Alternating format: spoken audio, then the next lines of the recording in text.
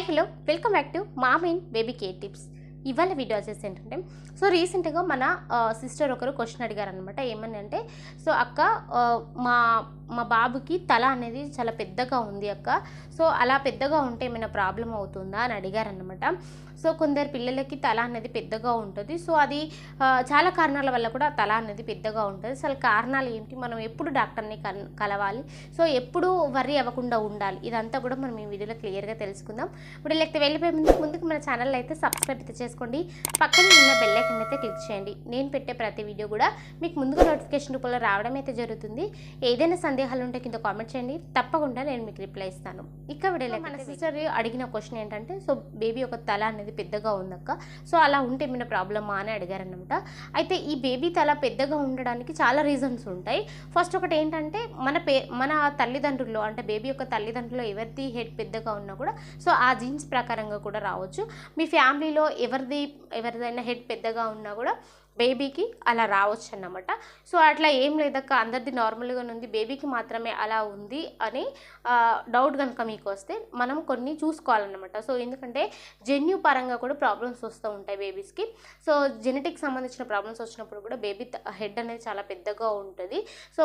వీళ్ళు ఏంటంటే నెల ఎలాంటి యాక్టివిటీస్ బేబీకి ఉండాలో అది ఉండదు, చాలా డల్గా ఉంటారు పిల్లలు.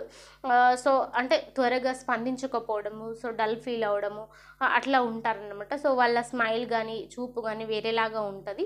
మీరు అబ్జర్వ్ చేసుకోండి. జెనెటిక్ సంబంధించిన ప్రాబ్లమ్స్ ఉన్న బేబీస్ ఇలా ఉంటారన్నమాట. యాక్టివిటీస్ అనేవి నెలవారీగా ఉండవన్నమాట. హైడ్రోసెఫాలిస్ ప్రాబ్లం ఉన్న బేబీస్ కూడా ఇలా హెడ్ అనేది పెద్దగా ఉంటుంది. అంటే మెదడులో ఉండే ఒక ద్రవం అనేది ఎక్కువగా ఉండడం వల్ల కూడా బేబీ యొక్క హెడ్ అనేది పెద్దగా ఉంటుంది. ఇట్లా ఉన్న బేబీస్ కూడా కొంచెం ప్రాబ్లం ఉంటుంది. అలాగే మెగాలెన్సిఫాలి అంటే నార్మల్గానే కొంతమంది ఈ యొక్క పిల్లల యొక్క తల అనేది పెద్దగా ఉంటుంది.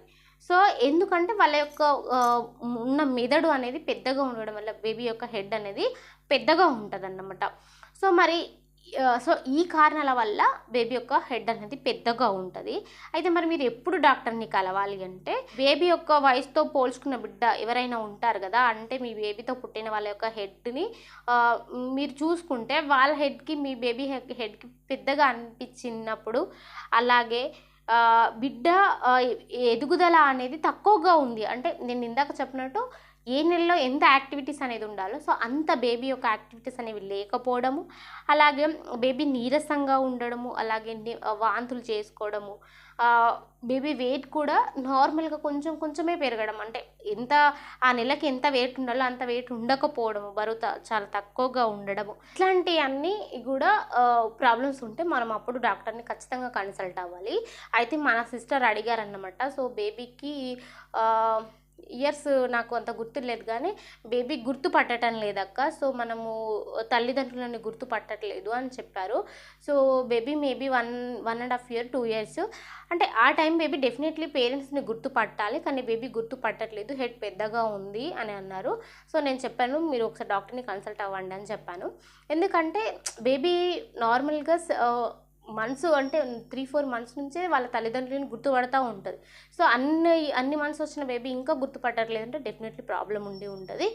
ఇట్లా అన్నమాట. ఖచ్చితంగా మనము బేబీ హెడ్ పెద్దగా ఉంది, యాక్టివిటీస్ అనేవి కరెక్ట్గా లేవు అనుకుంటే ఖచ్చితంగా మనం హాస్పిటల్లో సంప్రదించాలన్నమాట. ఇంకా ఏమైనా మీకు సందేహాలు ఉన్నా కూడా కింద కామెంట్ చేయండి, తప్పకుండా నేను మీకు రిప్లై ఇస్తాను. Thank you so much.